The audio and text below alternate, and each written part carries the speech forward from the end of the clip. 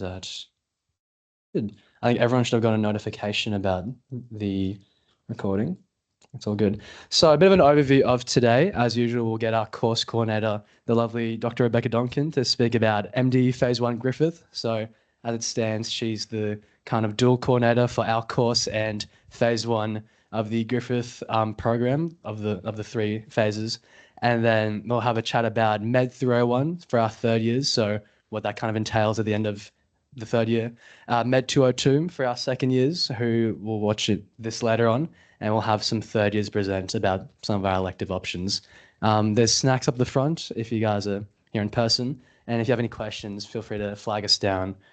And yeah, we'll answer them. So I'll get Rebecca up. Thank you. Thank you. Hi, everyone. Thanks for coming and thanks for coming online. If you have any questions, just pop your hand up and let me know, or I think, Miguel, you're monitoring the chat if there's any questions as well. So I just wanted to, it seems a bit odd, but to just jump forward to the Griffith MD overview. So it kind of sets the tone of this program for medical sciences as well. So there's 3 phases in the Griffith MD program that's based here both at Sunshine Coast and Gold Coast. It's just been modified this year. It used to be a split 18-month program, 18 months and then the final year, but the first phase now is 2 years. So they call them trimester 1 and trimester 2. We don't actually have a trimester 3 because medicine actually doesn't go across the university academic calendar. It goes into trimester 3, trimester 1, trimester 2. So we have our own academic calendar, and you can view that academic calendar on Griffith if you just want to have a look at when you start, maybe you're planning holidays, things like that, for those that are maybe in third year now preparing for next year.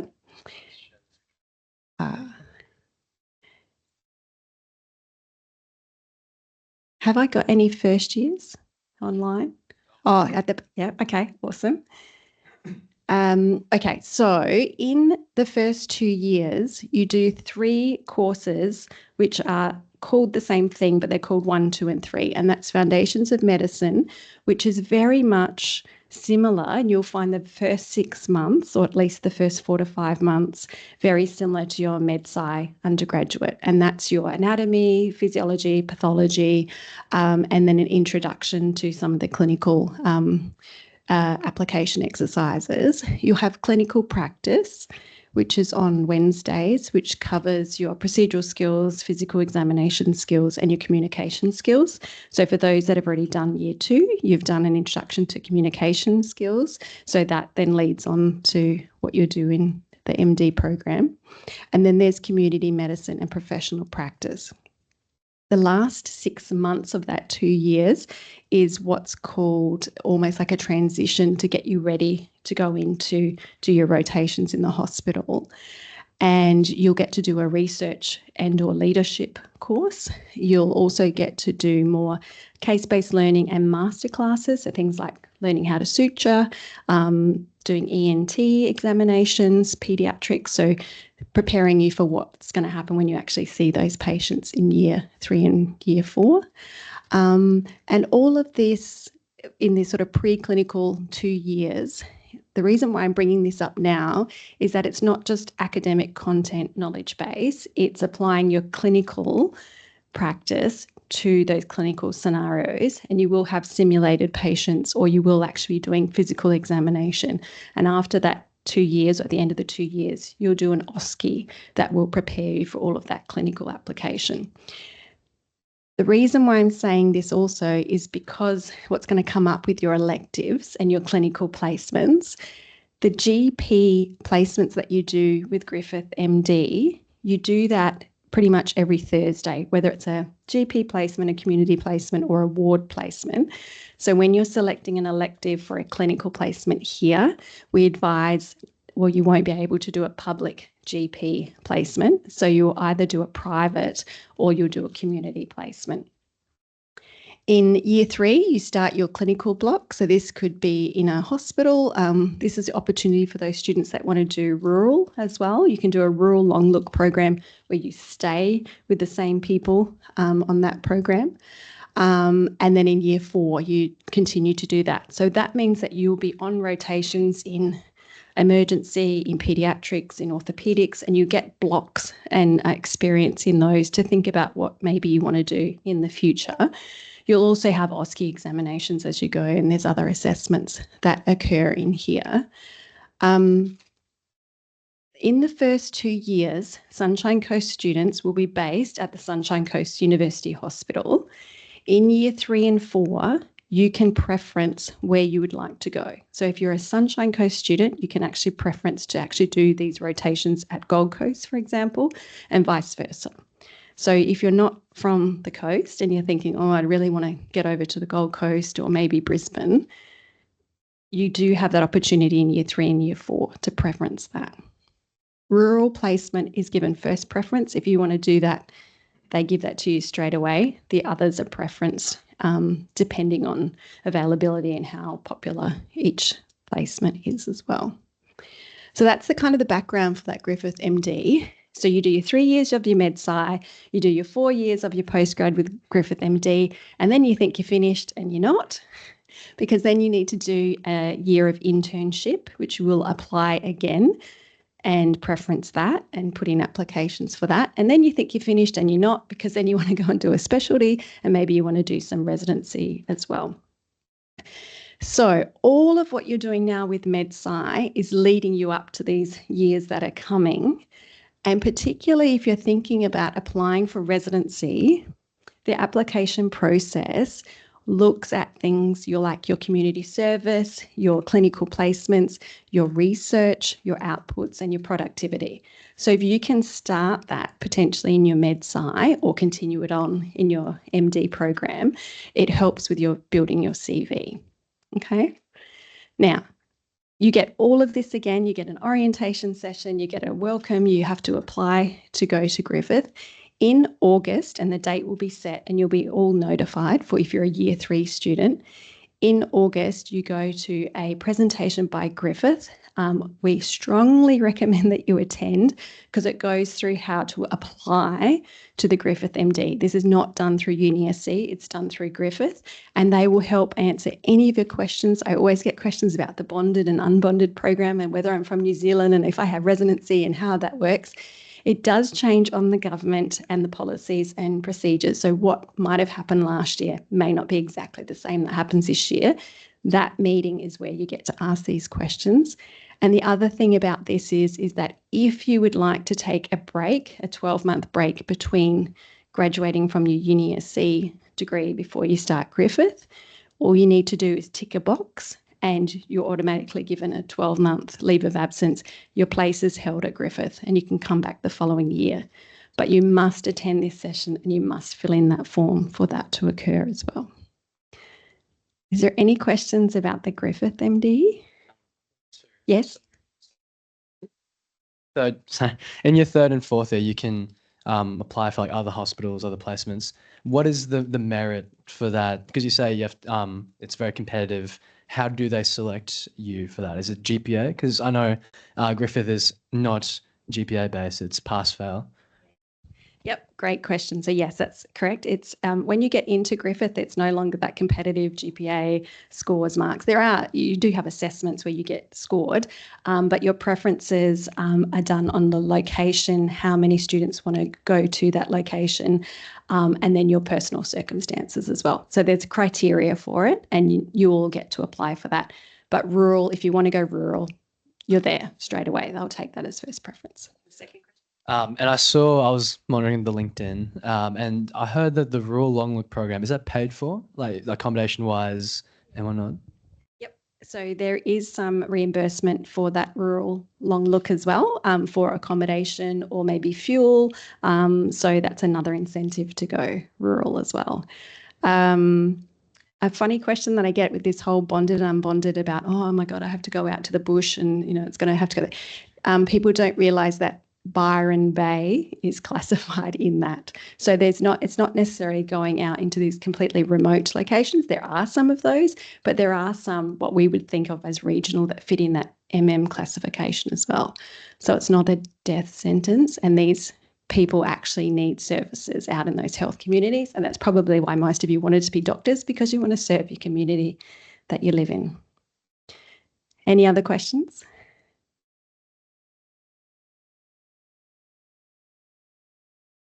So probably a funny place to start. And again, you'll get all of this again, but I just wanted to give you some examples of what you're doing at Griffith, because that's what we introduce you to at UniSC. So you start off with those foundational concepts, and you will be doing anatomy, pathology, physiology, system reviews, immunology, all of the things that you're doing here at UniSC. For those that are doing year 3 this year, in Med 301, I'll introduce you to case-based learning and team-based learning, and that's exactly what's done at Griffith as well. So you get an opportunity to practice that here. It's not assessed for the TBLs, so that you can go into Griffith and have a good understanding of what's coming. And as I mentioned about the clinical practice and your community medicine and professional practice. And I'll just point out as well, you'll see here that you do legal, ethical and professional frameworks. And that's what your law and ethics course is also introducing you to. So your common skills, your law and ethics and your integrated medical sciences are the 3 courses unique to Med-Sci that help prepare them for Griffith. Cool. So I think, do you want to? yeah, it's a hand over to me, I believe. But any questions for Rebecca? Are you going to be sticking around till the end? Yeah, so if you have any more like personal questions, feel free to come around. If you have any questions in the chat, you can message the chat. You can also message me directly if it's a more personal question. Actually, I do have some questions from someone, Rebecca, for you. I'll just read them out. I just messaged it. One of them was, it was a 3rd year asking, is it too late at this point in time to do a placement? I guess this leads into these elective courses as well. So clinical placement, so definitely clinical placement 2, because that's considered 2 courses. So yes, so LFS 304. Clinical placements are available for trimester 1, trimester 2 and session 8. But in year 3, you cannot do any courses in session 8 because you need to be completed for admission to Griffith. So semester 1 is definitely out. If you plead and beg and write to Michelle, maybe today, the reason being is that it sometimes can take anywhere up to 6 months to get that placement organised. And if it's too close or you want to do something overseas or interstate, I'd say no. If it's something locally that you've already started to investigate, maybe, but contact Michelle straight away. But you cannot do any courses in session 8, year 3. Kind of talked about it. When does the Griffith portal open up? The Griffith portal will open up after that August meeting, and they will give you the dates. And I think you have 2 weeks to put in your application. It opens early for the Med-Sci. So people outside who are coming through GAMSAT, for example, don't have access to that portal. You'll get a unique code to enter in. And we send the details from UniSC to say, yes, you're qualified for the degree. And then you get that information and it will all be emailed out. But please come to that meeting in August. Actually, I do remember that these slides are for you to talk to. So I think just clarifying that you cannot do a 100 course as an elective going forward. Correct. So there's some changes within the university. So PACE, so the trimester model that's coming out. For the year 3s, this doesn't affect you. Year 2s, it doesn't affect you as much. Year 1s, it might affect you. It's really going to affect the new cohort coming in 2027. But as of 2027, the elective lists for the new students coming in is going to be slightly different because there's some program changes and course changes. And they can only select from the elective list. If you're in year 3, I'm assuming you've already sorted your electives and you've already got it, so that's fine. If you're in year 2, this is your last opportunity to put in a program variation to do an elective outside of this list because you won't be able to do it in 2027. You still need to apply for that program variation. There's another slide coming up to see how to do that.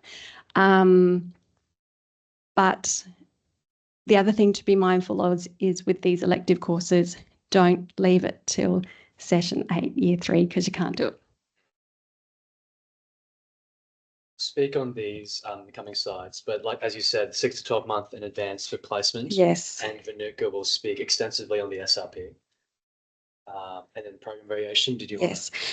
I'm just going to just say one, because I've just had a couple of emails about the SRP. I am not the course coordinator for the SRP. So when it says that you need course coordinator approval, that's not me. The SRP is in the elective list. It's not a program variation. You can enroll, but you need course coordinator approval. And that is Min. And if you go to the course outline, you can see the email contact. So I can redirect you, but just saying now, it's not me. Okay. Yeah, did you just want to clarify what a program variation meant? Sure. So from that elective list is most courses that students have been able to do and enjoy, and you're going to hear from other students that have done them as well. If there's something that you really think will add value to the program or for you moving forward, and it's not on that elective list, you can apply for a program variation.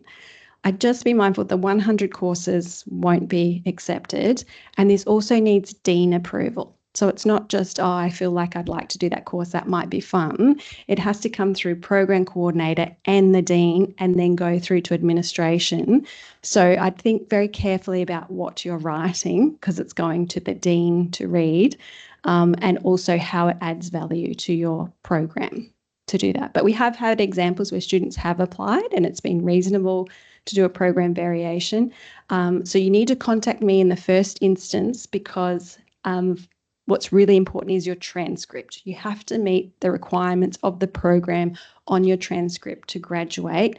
So meaning that it has to be a 12-unit course, it has to be at the right level, etc. So please contact me first before you go to apply for program variation. I'll give you the instructions to apply to Student Central of how you do that. Is that okay? Yep. Yeah, so this is for 2026. So just be mindful when the courses are offered. They're not all offered semester 1, semester 2, or all sessions. And then for those that are thinking about doing things in 2027, please have a look at when the course is offered in 2027. More information, the programs and the courses have only just been approved. So I imagine in trimester 2, that will all come out before you are ready to enrol for next year, if you're a second year.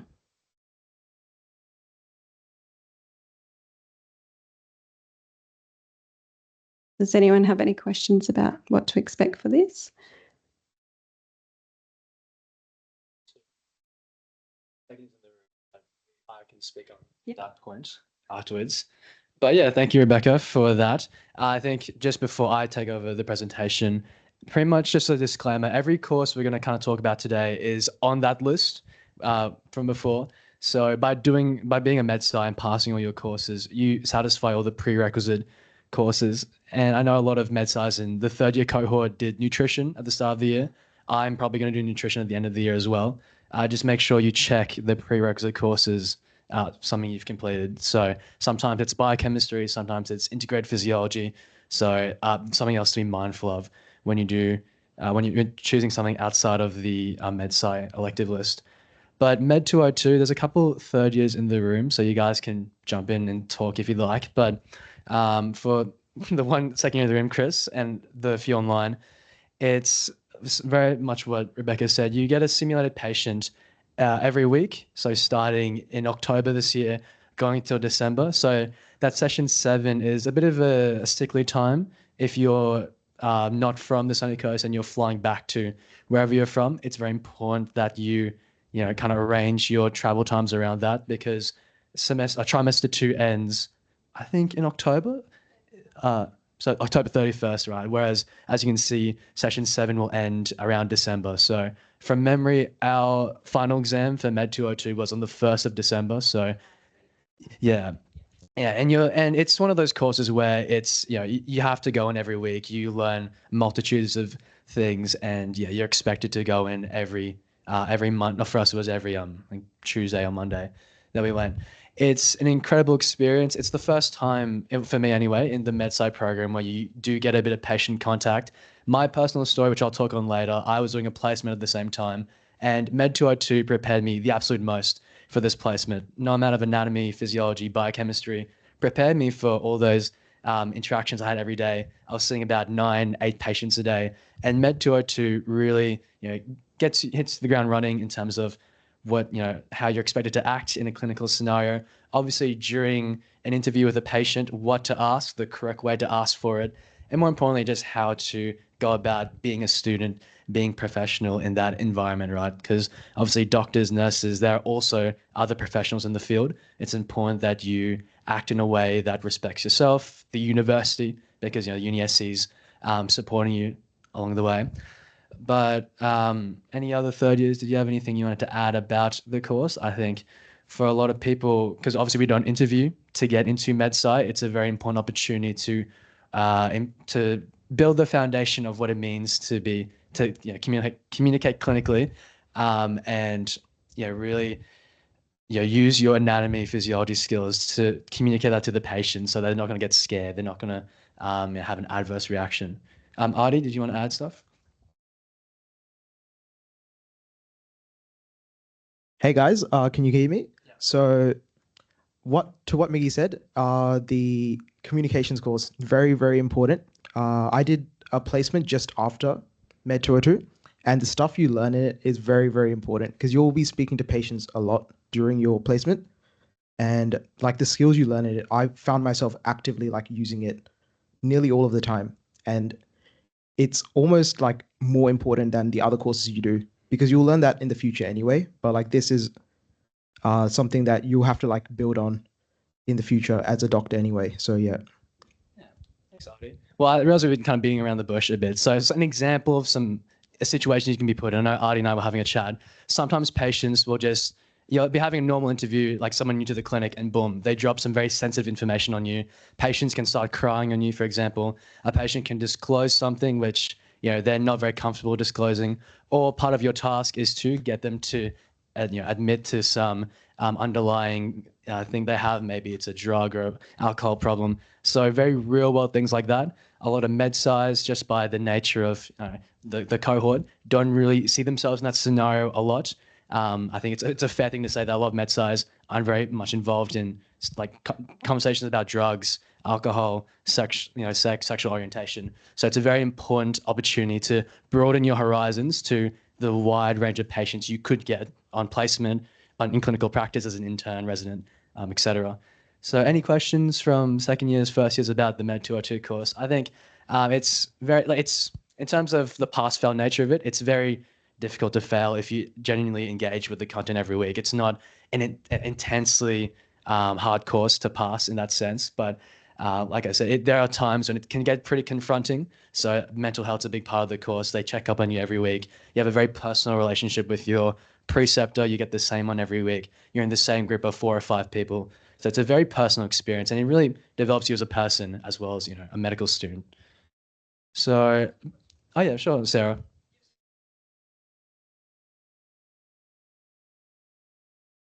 Mm-hmm.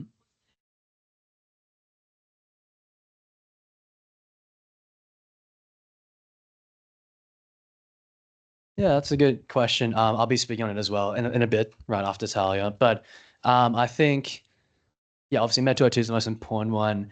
It depends on your placement. That's like the short answer. I was at the allergy clinic, which you'll hear about. So for me, immunology obviously was a big thing. I had to brush up on that, which was difficult because I do immunology now, and my placement was 4 months ago. So being sure to brush up on the part of physiology or anatomy that you're kind of working with, because obviously you're not expected to know a huge amount because you're a student, they're a consultant. There's a 20-year gap there, but what I got commented the best on in my little report at the end was the doctor really enjoyed my enthusiasm, my nature of asking questions. So yeah, the best way to ask a question is to know the background, to like ask useful questions, not useless things which you should know, right? So like I said, I had to brush up on my immunology. It would look really bad to ask a very basic question, which I should have known, but I can tell when I was asking a really good question that was really extending himself, making him think about parts of that field. I know UniSC has a very big relationship with the pulmonology lab at SCU, so lung function, sleep, and you do that integrated physiology as well as first year physiology. So that's another example of you just got to read up on the placement you're doing, make sure you know the stuff there. If you're doing a surgical placement, obviously read up on your anatomy, that part of the body. I'm not sure if Aaron's going to come today, but Aaron did his at an ENT clinic. Obviously, if you don't know anything about the nose, ear, or throat, you're going to really struggle in that placement. Yeah, does that answer your question, hopefully? Yeah. So the first, actually, I'll give a bit of an overview. We'll start with Talia on clinical embryology. Me and Aaron, if he comes, we'll talk about clinical placement. Vinuka, and he's going to cover Methul as well. He's going to talk about the special research project. And he has a very extensive presentation for us today. So we're very lucky. I think it's the first time that we have a very in-depth SRP conversation. So I'd like to thank Vinuka for his efforts there. I will have Brian and Tom talk about biochemical pharmacology. Adithya will talk on pharmaceutical and food microbiology, as well as microbial pathogenesis, which he's got some notes from Justin Wang, who's told him some things about the course, who can be with us today. So can we please make Talia feel welcome, guys? Hey guys. So I've got a little bit more to add on to your thing about how you can prepare for placement. So I don't do placement myself, but kind of my way around that has been trying to immerse myself in healthcare environments as much as possible. So you don't necessarily have to like go on to nursing, which is what I do. But I know that Methul, he volunteers at the Mater in Brisbane. So there's different ways that you can get yourself in hospitals. And it's just such a good way to observe everything that's happening. You just get to pick up so many things without even thinking about it. So I talk to a lot of nurses, which is really, really interesting. And that gives you a lot of the multidisciplinary team-based environment. Also a lot of doctors from the surgical ward. That's really, really interesting. And you get to practice talking to patients. So, I mean, you don't necessarily have to do nursing, but it's a really, really cool way to see another side of things before you can get on to all of the med stuff. But anyway, so for one of my placements, electives, I did clinical embryology. This one runs in session 8. So it's about beginning of December to end of January. It's an intense course format. So you actually cover a lot of your labs before Christmas time. It ends up being 2 labs per week for about a total of 6 hours, and also tutorial day. So that's like the first 3 weeks. And then after Christmas and New Year's, you come back and there's maybe 1 or 2 more labs and things like that. What I really, really like about this course is that it's super, super practical. You're learning skills that they actually use in embryology clinics. So it's things like assessing sperm motility, sperm morphology, viability, anything that would affect kind of reproductive outcomes. So that's more the sperm side of things. And then for eggs, you have one of my pictures here, but we did a simulation with these things called beads. And it's a lot of, oh, sorry, actually that's a sperm picture. You kind of have these glass pipettes that you have to manually pull yourself, so then they can get narrower, and it's using suction to suck up an individual egg whilst looking through a microscope, and you're putting it through several wash stages and vitrifying it in liquid nitrogen. So that's kind of the process that they use to freeze eggs for long term before that they can be inseminated or fertilized. So it's super, super interesting. It's run by Anna Kabala. She's an amazing course coordinator. She gets in lots of guest speakers who are the clinical directors at several of the local embryology clinics here. So she does an amazing job running it.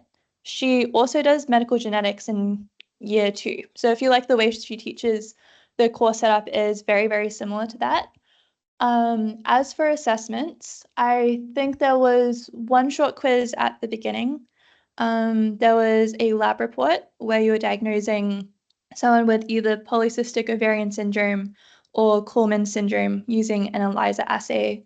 There's a practical exam, so it is really important to go to all of those labs, because within that practical exam, you kind of have to do a sperm count and a bunch of other things. But you get so much practice throughout the session that it's pretty chill. And there was also a narrated PowerPoint. So that was on kind of like the developing fields in embryology. I did mine on pre-implantation genetic testing, but it's all really, really interesting if you have a passion for reproductive genetics, or like the reproductive system, women's health, fertility. It's super, super cool. Do you guys have any questions?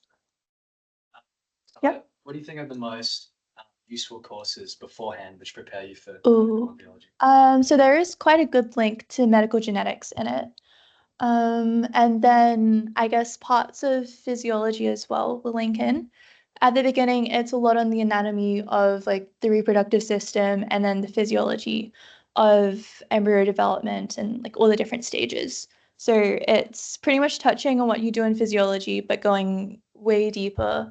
There's also quite a bit of histology and some, I forgot the name for it, but yeah, like a lot of analyzing histology, which Rebecca comes in to talk about. Yeah. Any other questions? Because I know Microbial runs medical genetics, so would you say that's a big component of it too? Yeah. Oh, well, she's just really cool. She's so good. And it's great. Yeah. Thanks for that. Moving on to me. So it was meant to be me and Aaron today. Unfortunately, Aaron's fallen a bit ill, but I had a chat to him in the past and I know a bit about his placement. But I think I spoke to the first and second years at the clinical placement session that we had a few weeks ago, but I'll kind of recap some other parts of my story. But long story short, Aaron and I, as a group, reached out to a few clinics in, I want to say, around this time pretty much, last year. We didn't really mind where we ended up. Me and Aaron both have a big passion for immunology stemming from experience we had as a kid. So that was kind of what we wanted to do. So we both applied for the Suncoast Allergy Clinic. They opened up, I think about last year or the year before. So they're a very new clinic. It's run by Dr. Andrew Merry, who's a very reputable immunologist from Brisbane. It's a very small clinic across the road from the hospital. So they actually reached out to us very quickly and they said, we can't get both of you. Can just one of you get the gig? And I was very lucky that Aaron gave me the gig. And then he found another ENT place in Brisbane. So in case you don't know, ENT stands for ear, nose, and throat. And his one was more of a surgical placement than mine. So what is an immunologist? So it's someone who deals with allergy for the most part and the immune system. So third years, we're studying immunology right now. So it's very much that course, but as a whole medical specialty. We do a lot of genetic work. Right? At the last exam we sat was very genetic based. A lot of the biomedical science behind allergy and immunology. What the placement taught me was that clinical allergy rather, was very, very different to what it looks like, on PubMed, on online journals and whatnot. Because that's one of the very first conversations we had was, oh, I have a very biomedical science background. Can you tell me what's a major difference, right, that you see in everyday practice? Example I gave to the first and second years was that we learned that there's a million cytokines, right, in immunology. In practice, we only really deal with IL-4, 5, 13, and TNF alpha for the most part. That's where a lot of the drug targets are for. So it was a bit of a solace knowing that, we can really specialize on a few different things rather than having to keep a broad knowledge of everything the human body does. But as the placement went on, I realized, wow, this guy still maintains a huge grasp of every other part of the body. Whether you do your placement at a cardiologist, a geneticist, whatnot, every consultant has that huge breadth of knowledge, which is something that you can really appreciate when you ask him questions. I know Dr. Merry, I was very fortunate. He's a very good storyteller, very good teacher. He loved using his analogies to talk about IgA and all the other immunoglobulins we learn about. But he just has this vast knowledge of every part of the human body. And it makes you realize that, medicine's such a vast field. It keeps you, I guess, curious for the future, that even someone who knows a lot about allergy gave me a whole lecture on cardiology. He gave me a whole speech about ECGs and whatnot, which is not what you expect from an allergy clinic. But in terms of what I did in a day, I got to see a lot of procedures, something that me and Aaron both ran into that you don't really think about as a student. You can't really do much in the sense that Aaron more so at the ENT surgical place, he had to stand in the corner for most of his time there. And that's just the nature of being a student, whether you're an intern as well, maybe more so a med student, but even a fourth year med student in surgical theatre, they're not allowed to participate too much in the surgery. So if you are thinking about doing a placement at somewhere that's more surgical, that's just something to keep in mind, that you have to kind of know your place as a student, right? You can't really get too involved. You can ask your questions, you can have those interactions, but if you are thinking you're going to be, all gung-ho, get in there, hands in, Not quite, right? You have to wait a lot more years for that. Even on my consultancy placement, there were some things which I wasn't allowed to do. Obviously, I was allowed to interview the patient. That was a big part of my placement because there's something called a skin prick test to see if you're allergic to a certain environmental allergen, where the doctor will put some antigen in a solution and prick it, and we'll wait about 10 to 15 minutes to see a reaction occur. In that 15 minutes, I would use my Med 202 skills, have a chat. Where are you from? What are your hobbies? What's your occupation like? Do you have any other precipitating factors in your workplace, at home, which may cause allergy and whatnot? And that was a very important part of the information gathering process. So that's that big link there to Med 202. If you know me personally, you know that I'm a big talker. I like to tell people, teach them stuff. That was something I ran into a bit of problem with on my placement. I tend to talk too much to the patients about their condition, which is the nature of me, but I realize it's a very big non-maleficence issue. You can't, as a student, really give too much medical advice to a patient on the merit that you do not have an MD in front of your name. So I think for me personally, the biggest part of this placement was learning how to be a good medical student, right? Obviously, you want to learn, you want to get involved, you want to be active, but there's just some restrictions what you can do, right? You can still have a great experience, but you can't go in with the expectation that I'm a doctor already, right? You still have to remember your place there. Like I said, Dr. Mary is a big teacher. So on the left, that's my first week of placement. Every time a new condition would rock up, he would print the Australian Society of Clinical Immunology and Allergy worksheet for it. So I learned about 25 new conditions on my first week. I learned another 11 the week after. I learned another 7 the week after. And then I came to realize that it's the same recurring 10, 15 illnesses to deal with, mostly allergic asthma, a lot of nasal polyps, a lot of eczema. I learned a bit about the underlying immunology behind it all, but I guess the most important takeaway was the real human impact. I know Tom and Brian and Artie, we spoke about it for our group project. Something I didn't realize was drugs regarding the immune system are very, very expensive. So I learned a lot about the PBS, the Pharmaceutical Benefits Scheme, and how that really ties into how we go about patients. Dupixent, which is a very common eczema medication, that's $3,000 per injection. That's something I didn't realize until the first few patients came in. And that's a big part of the consult, like the consult, talking about how we can go about the treatment plan, how we can get the patient onto the PBS scheme, that you can't just give the patient the drug, right? And you can't just subsidize it. You have to do some other treatments beforehand. So there's a drug called methotrexate, which is an immunosuppressant. I didn't realize that for a lot of patients, we need to try that for 6 months, document any adverse effects, if it works at all.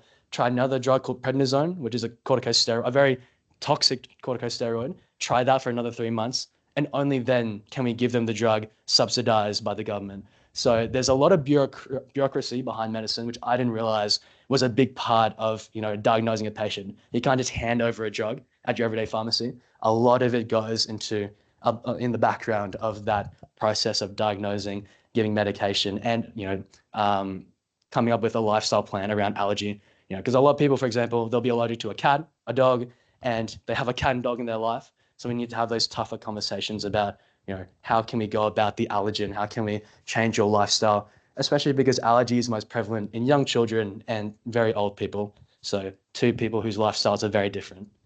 Yeah, I guess just finishing off, I did my placement from the start of December up until the end. So I knocked out my 96-hour placement in shorter than the time period I had until the end of January, but I really, doubled down. I went to the clinic, I think 20 hours a week. I went in 4 of the 5 days of the week, and I got it done all by Christmas. So that's something to think about when you do placement. You don't have to keep it rigid, right? It's a bit flexible depending on the conversation you have with your clinical preceptor.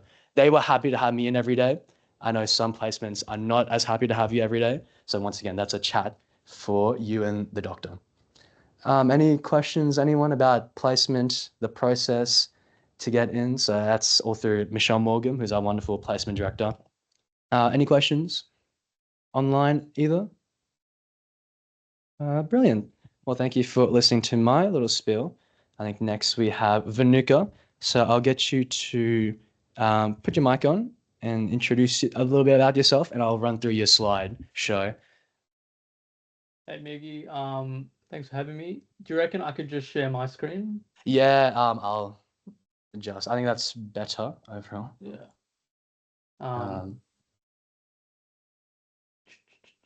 I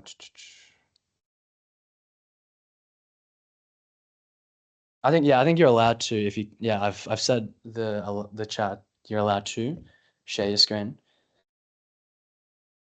Okay. Can you see my thing? Yes, we can. I'll just quickly. Here we go. Hello everyone. My name is Vinuka. I'm one of the third years at Moreton Bay campus. It's unlike the first and second years where you guys probably have a lot more at Sippy Downs as opposed to Moreton Bay. The majority of us right now are actually Moreton Bay. Today I'm going to tell you a little bit about this course called the Special Research Project, also known as the SRP.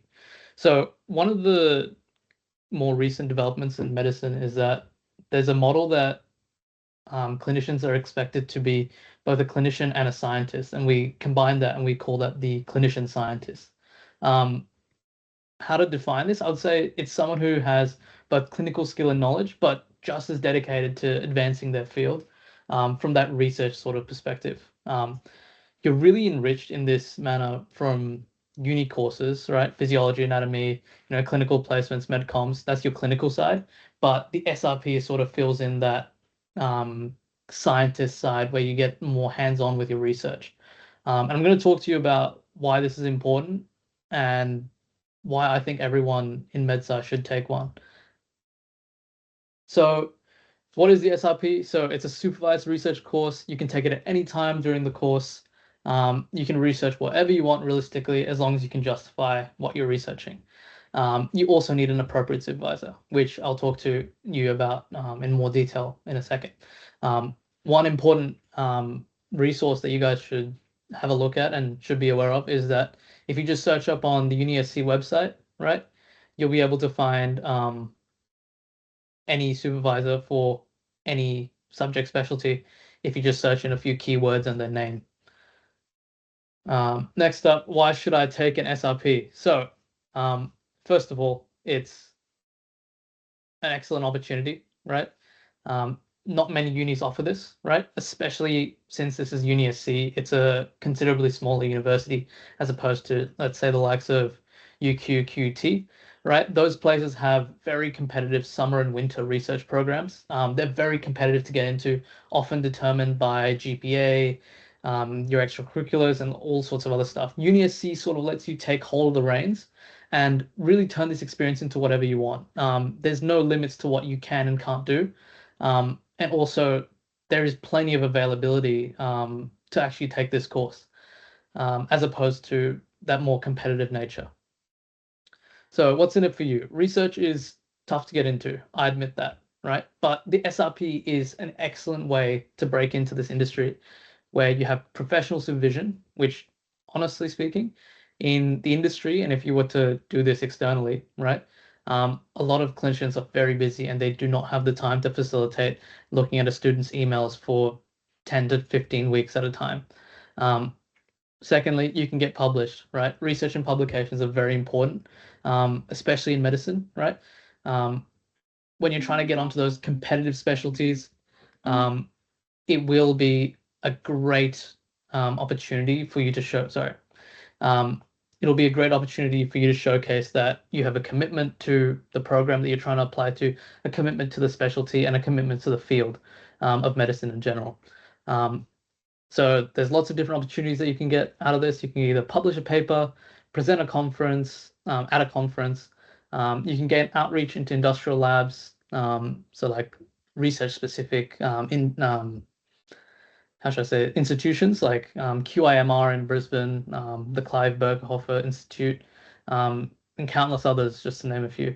Another thing is that if you wanted to pursue, let's say, a master's or a PhD, right? One of the tracks that is not often talked about is the MD PhD pathway at Griffith, right? You can do a 6-year combined MD and PhD, where if you do an SRP, this provides a little bit of basis for them to think, oh, this person is, fairly competent and we should give him a spot in this highly competitive program. It's also great out of 7 and it counts to your GPA. One thing that I wanted to add on top of the clinical placement stuff is it's pass fail.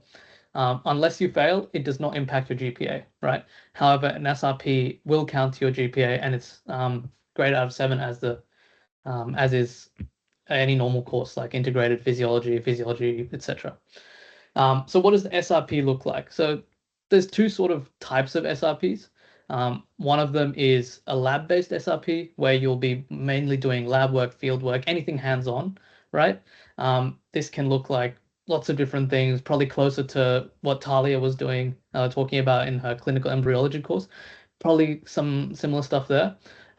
Second assessment item is going to be some sort of a report. Can be variable in its composition, can be, pretty much anything you want. It's up to your supervisor and you to discuss. And then the last thing is an oral presentation, where this can either be presented online as a recording, it can be presented live at UniSC, or in recent years, it's actually been presented at a few medical conferences. And I'll talk to you about those in a second. So this is one of my peers, Methul. He presented at the 2025 ASMR conference, which is a big conference for Queensland health and medicine. And he completed his SRP in 2024 in first year, and he got to present his research on maternal nutrition in Vanuatu. Presenting at conferences, it's all about sharing the science that or the basis that you've built, and also gives you credibility when you're going to apply for competitive residency programs and competitive places elsewhere for research, let's say. Yeah, one of the great opportunities that come along with SRP. What an SRP look like for me. So I did less of a lab-based SRP. Mine was more so a translational sort of study, sort of looking at literature, sort of looking at secondary evidence instead of primary. Normally, it's up to the supervisor what your tasks sort of look like, but the two guaranteed things is you'll write a report and you'll do a presentation, right? My narrative review, which is what is, I think, getting submitted for publication in 2 journals, did end up getting close to 10,000 words, right? Fair amount of time invested into it, and also an oral presentation that ended up being quite long as well, right? Ultimately, it's up to you how much work you want to put into it and what you'll get out of it, which I'll also talk to you in a second. So when can you take your SRP? So it's one of your 2 permitted electives during MedSci. And I recommend, if you guys are taking it on as an additional workload, take it during semesters where you have a little bit less intensive coursework. So my recommendations are end of year 1. So I would say session 8 in year 1, or semester 2 in second year, or session 8 in second year as well, because you don't have courses there, / you have a slightly reduced workload. A lot of people choose to take it in second year, semester 2. 12 or 24 unit course. So you can either take the SRP as a course that takes up one of your electives or 2. So if you take one that take the 24 unit course, which covers 2 semesters or a whole year, right? This will use up both of your available electives, okay? And both of them roughly have the same number of assessment items, just increased length and different expectations of how much work is actually required. If you have any specific questions on that, you can contact the course coordinator, which will be on the next slide. So getting started, find something you like, something you're passionate about. Research takes time, and you should definitely use that time on something that you like, or else, trust me, you will be very bored. Find a gap in the existing literature or email around, right? A lot of your teachers and lecturers in your lab classes, your tutorials, will actually be offering supervision for SRPs, and they will be more than happy to take on students for existing work that they need done, right? This would probably be your best point of reference at first. And then you can see if something isn't really right, or you want something slightly different, right?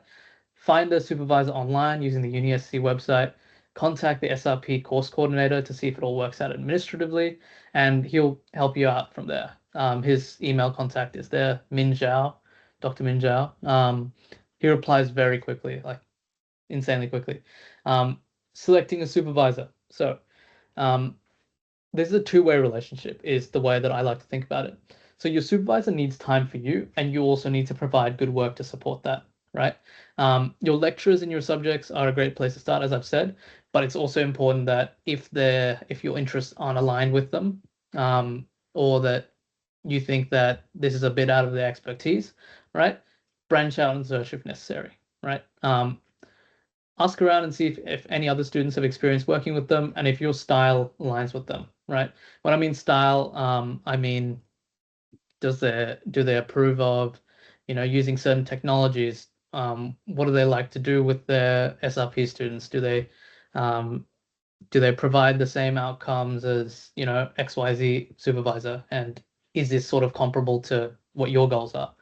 And the most important thing, I think, is making sure you establish what you actually want out of the SRP beforehand. So whether it be publishing papers back to back to back, getting lab experience, or learning data analysis skills, right? You should always be upfront about it, because you don't want to be halfway through an SRP and think, oh, I'm not really interested in this, and this is not the skill set that I came in here looking for. Some general advice, is use the librarian services, actually. The librarians at UniSC have a lot of untapped knowledge, and this applies not just for SRPs and research, but also for your general courses. You can contact them on the UniSC website, or email your course coordinators, or pretty much anyone. They should know how to help you out there. Another thing that is not really talked about a lot is external SRPs. So I believe Rebecca talked about this last year at this same info session, but I think there is a possibility to do an SRP externally with researchers from other institutions, right? You'll need a UniSC supervisor, but also an external supervisor as well. Best to contact course coordinators for more info. Rebecca and Minjao would probably be your best point of contact for that. So what do I have to put in for an SRP? So the SRP will reward you with as much work as you put in, right? Every assessment item's requirements are negotiable, but recommendations exist, right? Ultimately, it's at the discretion of the supervisor, so it's very flexible overall, but I would recommend that you put as much effort as you can into it, and then you'll probably see a result that reflects that. My experience, I loved it. It was quite grueling at first, but very rewarding at the end. So what was the result of that? So publishing, working with specialists on projects at hospitals. I work with a bunch of specialists that in a field that I really enjoy, and generally it's quite competitive to get into these sort of things. But me using my background in research from the SRP actually allowed me to score a few roles here and there. Now I'm a volunteer researcher at UniSC as well. This is another option. Anyone can be one regardless of their experience, and this is a non-graded experience. You basically can write whatever you want. You can work in labs. You can help out on whatever projects you need if someone is willing to take you on. Not really well known among med science for sure, but a few of us, including Methul and I, are technically volunteer researchers. So my supervisor was Dr. Mitch Sullivan. He was really great. My co-supervisor was Dr. Lachlan Fennell. And there's also a few other friendly faces. So I'll mention Associate Professor Helen Fatty. I've heard good things about working with her through one of the SRP students in the year above. He also presented at ASMR, the medical conference that year. And also Dr. Georgia Kafer. She's at Moreton Bay campus, and she works a lot on women's health and some stem cell stuff, which is really cool. Another one that I've recently come across is Dr. Nicole Fleming. She has a lot of experience in that secondary research space.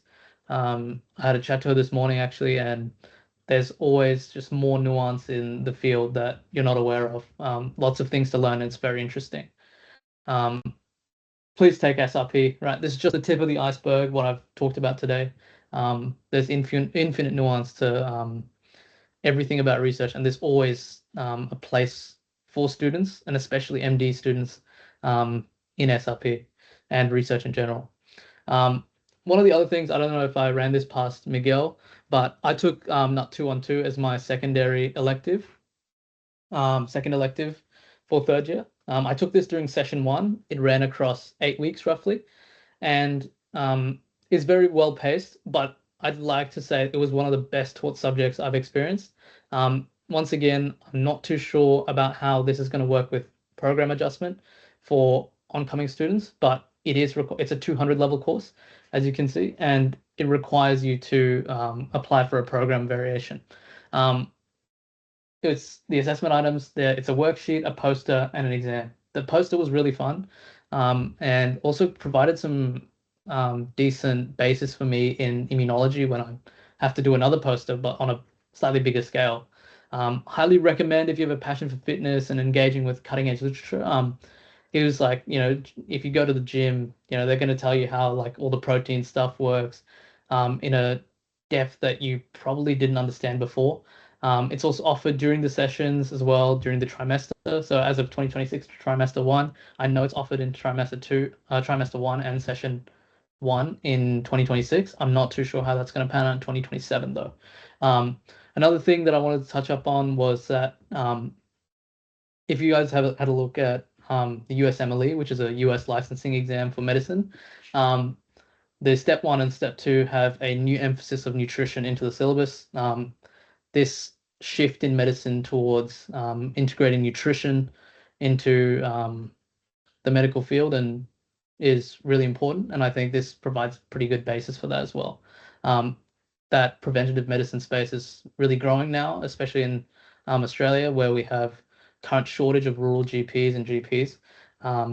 Getting this sort of basis would be, quite an important thing later on, and I'm glad that this course is available for you guys to take.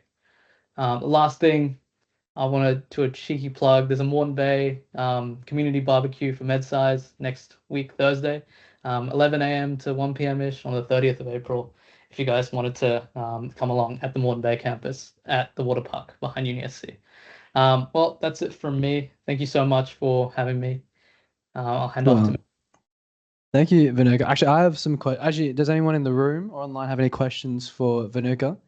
So as I said, we're very fortunate. In my 3 years of MedSci, this is the first time we've had a really extensive deep dive into the SRP. And I'm sure, Rebecca, you can agree, this is like one of the first times I've seen an SRP so greatly presented in its detail. Any questions from the board? No? Well, I have some questions for you, Vinuka. Obviously, we're very close personal friends, so I know a lot about your SRP. But could you just, 2 things, could you just give a bit more like detail? What was your actual SRP and how do you feel it's going to help with your goals beyond medicine? Because I know personally what you want to do, but could you just give me an overview on how you believe your SRP is going to help you achieve what you want to do as a consultant later down the line? Okay, so great questions there, Miguel. My SRP was on a disease called diabetic retinopathy. It's a disease that involves basically microvascular changes in the retina, causing angiogenesis, which is creation of new blood vessels that not often seen as a very good clinical sign. Basically looked at that and was trying to compare how it worked in diabetic patients, and then took a look at a bunch of different factors, including glycogen metabolism, and how that played a role in affecting the response that the body gives to that disease. If you guys have any specific questions about that, I can answer them later. Probably would be better. It's a very complex topic, but one of the key things with so I'll be upfront. I want to try and get into ophthalmology, as you probably can tell. Ophthalmology is a very competitive training program, and one aspect of the CV that you sort of have to build for getting into these programs is having a really strong research portfolio, right? That includes presenting at international conferences, having multiple publications, upwards of 3 or 4 is recommended, and also saving a part of like this community of diabetics is huge. It's the leading cause of blindness in adults globally, right? and it's a very preventable disease if it's managed early on and detected. So it's really and as I can as you can probably tell, I'm from South Asia, so that means we have a fairly high incidence of diabetes ourselves, and that is accompanied by a strong family history with it. So it is something that's quite close to me personally. So I don't want this sort of stuff to be masked under, how should I say this? I don't want it to be put aside. I want it to be in the spotlight so that we can have these sort of preventative measures globally and nationally. That's my main thing. And what I've done now is I'm working as a volunteer researcher with Dr. Linda Gallo, Dr. Mitch Sullivan, and Nicole Fleming to write a systematic review assessing the disparities between rural, regional, and remote healthcare, and assessing diabetic retinopathy screening. So seeing how different communities are impacted by this disease and hoping to shed some light on some changes to policy or screening techniques that would allow us to keep less people from going blind. That's my spiel, I guess. Well, once again, really appreciate your really in-depth presentation and how upfront and transparent you were with the whole process and your own mindset going in. So thanks again for that. And on the barbecue, just a quick note, if you need a ride, just let the third years know. We will be carpooling down next Thursday. But yeah, we will move on. So I'll get my control back and then we'll keep moving on. We've got two more presentations going on. So nearly there. So on to, oh, sorry. I believe it is Tom and Brian with Biochemical Pharmacology. So can we please make them feel welcome, guys? Thank you. So this is a 300 course that you can do in trimester 1. And as you can see from the title, it is pharmacology. So it's basically building onto the pharmacology that you guys will do in second year, second semester. But like, it's a bit different because like for second year, you'll focus on like cholesterol and hypertension and heart like drugs. But this gives more information about like anti-cancer drugs, antibiotics, anti-protozoal drugs, and a bunch more. So this is basically, if you should do it if you want to like just get more information about like the pharmacology. Have anything to add? Yeah, and the first 4 weeks or so of the course, we're going to be talking about pharmacokinetics. So that's specifically talking about how drugs enter the body, how they're metabolized in the body, how they're excreted from the body. And then after that, so we go into a bit more detail on what actual drugs we investigate. So as Brian said, the anti-protozoal, antibacterial, anti-cancer, all that stuff. Antiviral. Yeah, antiviral as well. And in terms of actually the assessments that we're going to be looking at, we have an assessment in week 2. That's a 10% assessment. That's a problem set, which is basically a quiz, a 10 question or so quiz, just on the first 2 weeks of content. And then we have another assessment, another problem set. And for us, it's literally tomorrow. So week 6. So that's a 20% assessment. Again, another problem set, so another quiz. And we can bring in a study aid, which is basically a paper, a double-sided piece of paper where you can write your notes on. And after that, as you can see, there's a poster assessment. And in third year, a lot of the courses you actually do a poster. So in immunology as well, you do a poster. And same with biochemical pharmacology. You have a set of 6 topics that you can choose from. You choose one, and you basically present with a peer. So that's the poster. And then the last thing is the final exam, as is most of the other courses that you've done. And that's 40%, I believe. Yeah. Okay. Yeah. So the assessment structure is very similar to the pharmacology for second year. It's run by the same person, Andrew Emons, except for the poster assessment, which is different. That's the only thing that is basically different from the 2 pharmacology courses. Yeah. So do you have anything else? Other than that, the actual classes, how they're structured. So as is like pretty much any other course that we've done up until now, or you may do, you have your online lectures. So that's about 1 to 1.5 hours of content a week. And then you have your tutorials and your labs on alternate weeks. So one week you do your labs, another week you do your tutorials. And the labs and the tutorials are 2 hours each. And in terms of the labs that we go through, there's not actually that many wet labs. So I think it's only last week that we really did a wet lab, which we were investigating how different microorganisms react to different antibacterial substances. So a bit of overlap from our previous topics in microbiology, but not too many wet labs, just mostly the dry labs. So we talk about theory and questions and more assessment overview stuff.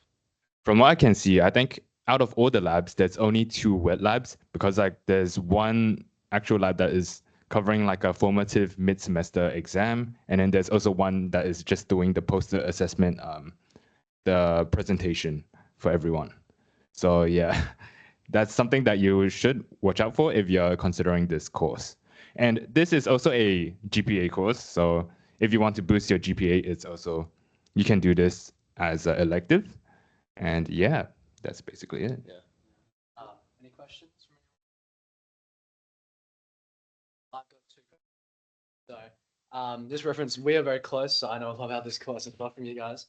Can you clarify, when you said you only have 2 wet labs, what do you do then in the dry labs?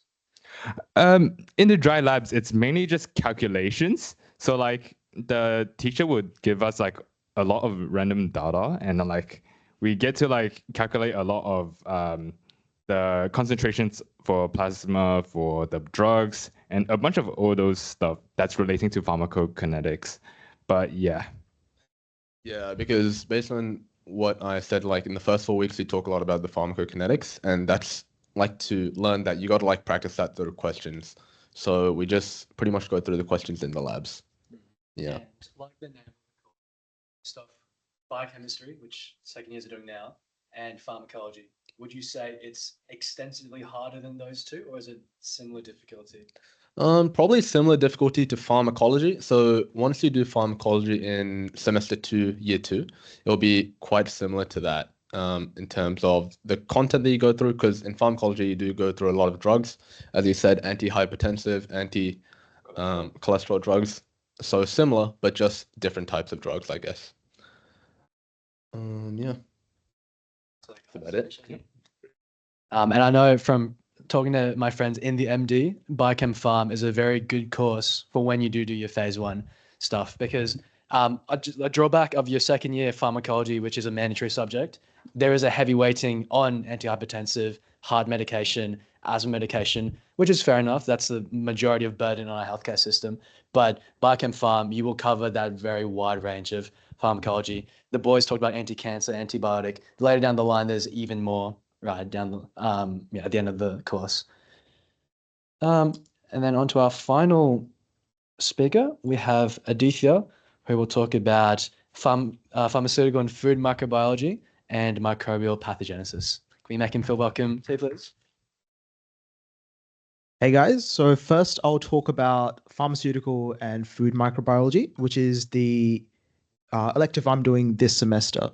So if the second years probably know, if any of you guys have done microbiology, it's run by IPEC, very similar course structure. So I'll talk about the assessments first, and I'll talk about then what sort of content you'll expect. So assessments very, very similar to microbiology in second year. So you'll get labs, obviously, and then in the labs, you will get your quizzes after your lab.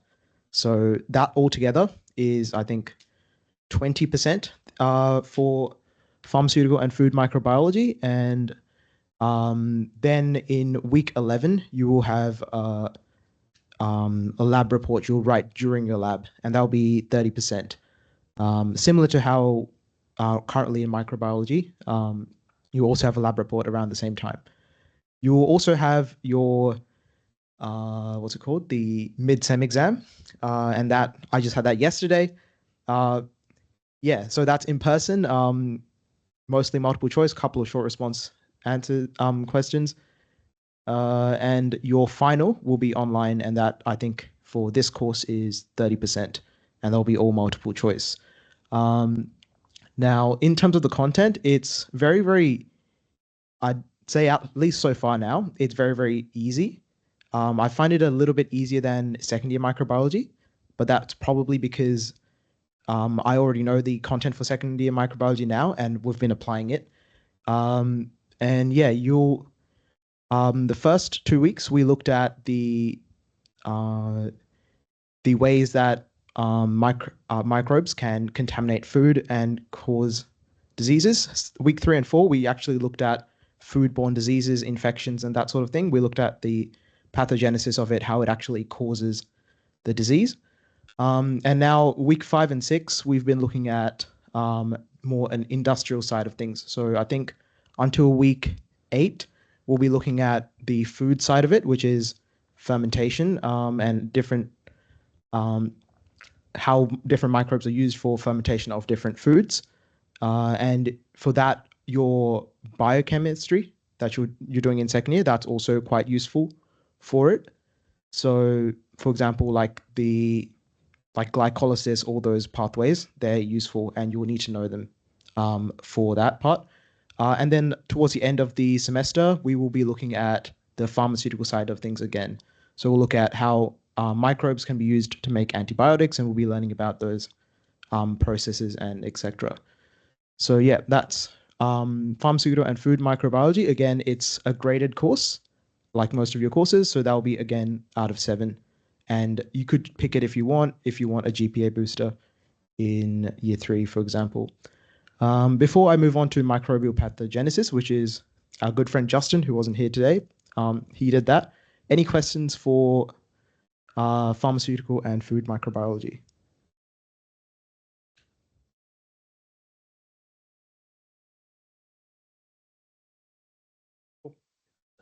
Easy. So we'll now go on to MTB 353, which is microbial pathogenesis. Now, microbial pathogenesis is typically a semester or trimester 2 now, trimester 2 course that you could pick in third year.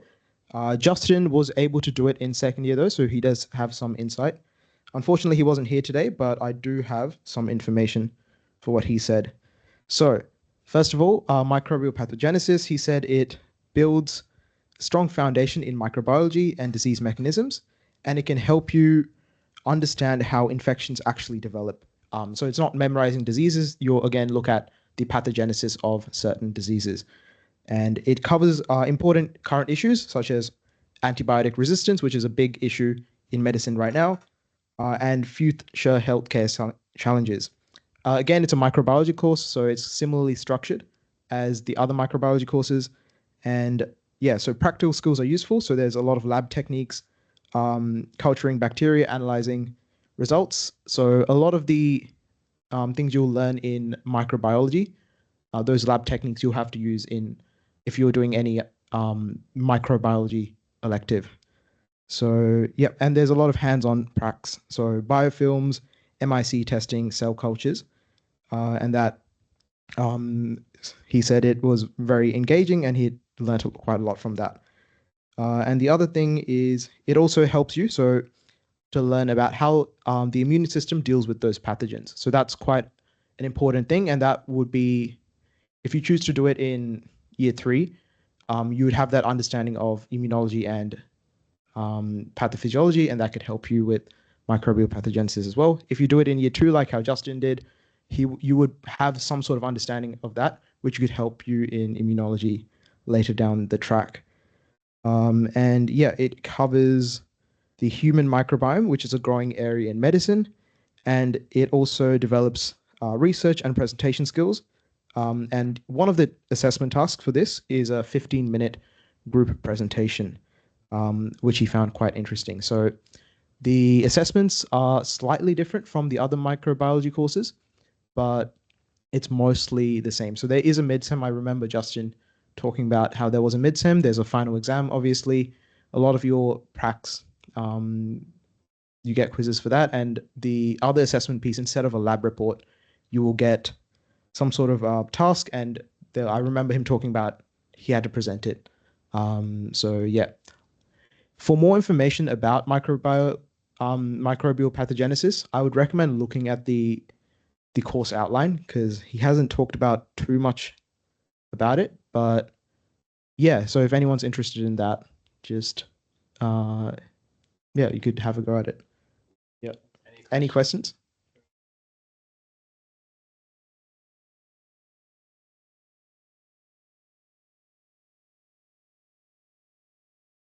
Slide. So we're going to open the floor to questions now. I'll leave some final remarks if there are any questions. Thank you, Adi, for presenting. Anyone have any questions about anything you heard today? Online either? Well, so this, as you can tell, is mostly a presentation for the first and second years. I guess more so the second years. First year, you guys still have some time to think about it.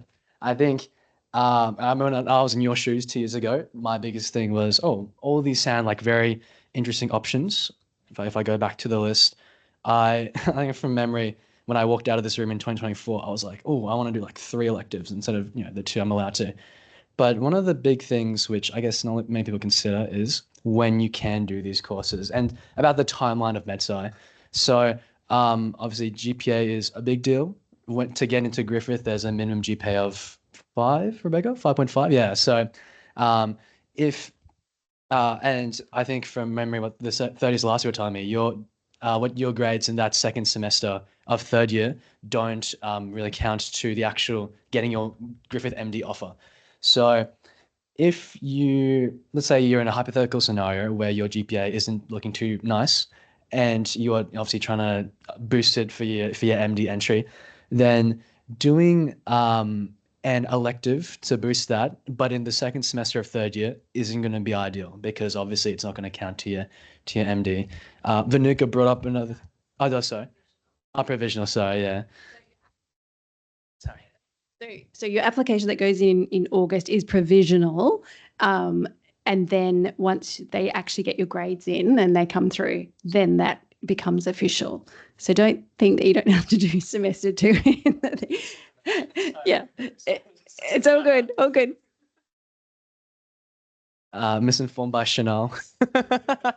So you had a question, Sarah? Yeah, so clinical placement 1, I think the takeaway is that you can't do clinical placement 2 as a med sci. Long story short, it's like a double SRP, but you can do 2 placements back to back. That's only open to the biomeds. The med scis can't do that. I remember that was something Michelle brought up. So yeah, don't worry about it. Again, this is just change comment. So you can still do clinical placement 1 and clinical placement 2, but you can't do it in a clinical spot that's been allocated for biomed. So what I mean by that is going into respiratory or to go into sleep. You can't go into a GP practice if it's public. So thinking of things that are either private or outside of that or in a community placement. And the difference between it is that it's a double. So it's a 12-unit course versus a 24-unit course. So it means that the hours are increased. So similar assessment, but you do it, that would be your 2 electives. For clearing that up too. But what I will say is that so clinical embryology, like Talia said, is a session 8 course. Medicinal organic chemistry, we didn't have anything to talk about that today, but that is semester 2. Artie spoke on the microbiology courses, so he's doing pharmaceutical and food now. Micropatho is semester 2, and you can get the gist that some of these are only offered in some semesters of the year. And like Vinuka was saying, if you have a chat to those older people, us in third year, even the second years, if you're a first year, there are some hot spots and cold spots in MedSci when life is very busy versus not so busy. Traditionally, semester 1 of year 2 is a very busy time. So is semester 1 of year 3. Semester 2 of year 3, you need to consider that we're doing Med 301 as well. And that should be your priority, given that it is the capstone course of it all. So something to think about there. If let's say you want to do micropathogenesis, can you balance that with Med 301 and getting the 80% pass mark that you need on that final assessment item there? So, we only had one more question, Rebecca. It was from the same third year who was texting before. It was simply, would you say that Med 301 is akin to or more difficult than pathophysiology is right now? That's an interesting question. So Med 301 ties in everything that you've learned for the 3 years, which sounds really scary because you go, oh my God, how am I supposed to reproduce that? It is a non-graded course as well. So that competitiveness of achieving a certain mark is not as important as it is to develop team-based skills. So working in a small group and applying your knowledge without your notes, applying your knowledge to a patient, applying your knowledge in front of other people. So it's different in the sense of what you're doing to apply. I don't know. I think you'd have to ask students what they think and what their preference. I think most students like Med 301 because you put everything together and you apply it to a case, and then you can find out what you're good at or what you need to focus on and moving forward, and it gives you an idea of what's coming in the MD. So yeah, talking about considerations as well. So we had the boys talking about biochem pharmacology. If you know you love lab work, then as they said, it's not actually the labs that you're used to. Whereas Talia spoke about clinical embryology, that is very hands-on. So if that is very much up your alley, then something to consider there.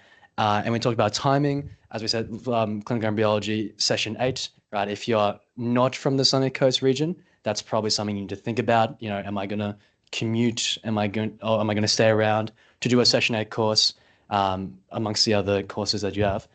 And finally, as well, clinical placement is, I forgot to talk about the assessment. It's not graded 0 to 7. It's a pass-fail course, but you just give a summary of your experience. You have a bit of a journal diary. You do a bit of like a video PowerPoint, like a 5-minute.